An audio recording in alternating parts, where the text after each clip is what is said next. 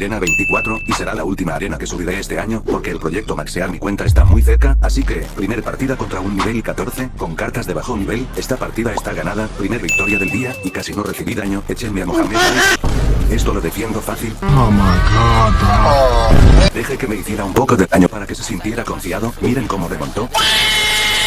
Termine recibiendo más daño, pero por suerte con mi minero y el rompemuros termine haciendo mucho daño y le tumbe la torre, ganando la partida, aunque recibiendo mucho daño, espero no vuelva a pasar. ¿Qué significa el bro respeta?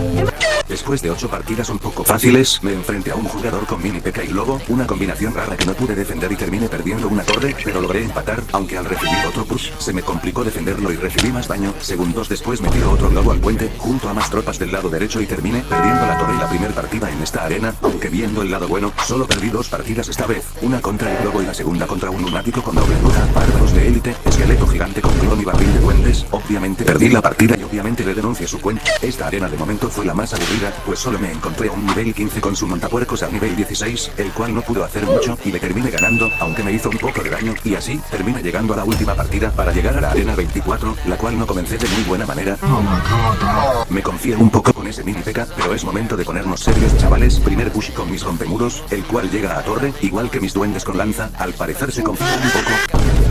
Ya veo por qué no defendió. Estamos perdidos, comienzo mi defensa con el gran minero, que casi elimina al MK, y mi torre bombardera junto a mis duendes con lanza, que casi eliminan al gigante héroe, pero mi duquesa lo elimina, aunque el MK termina llegando a torre y recibo mucho daño. Lanzo otro push con mis rompemuros, el cual llego a su torre y la tumbe, y me lanza su gigante héroe, que no llego a torre, pero este esbirro sí, que casi me tumbó la torre, y ahora solo quedaban algunos segundos, así que tenía que defender como pudiera. Por suerte ya no le dio tiempo y terminé ganando la partida, llegando así a la arena 24, y estando a solo 4 arenas más, de llegar al final de las arenas y poder borrar el juego. Ahora solo queda el proyecto maxear mi cuenta, deja tu like y suscríbete, adiós.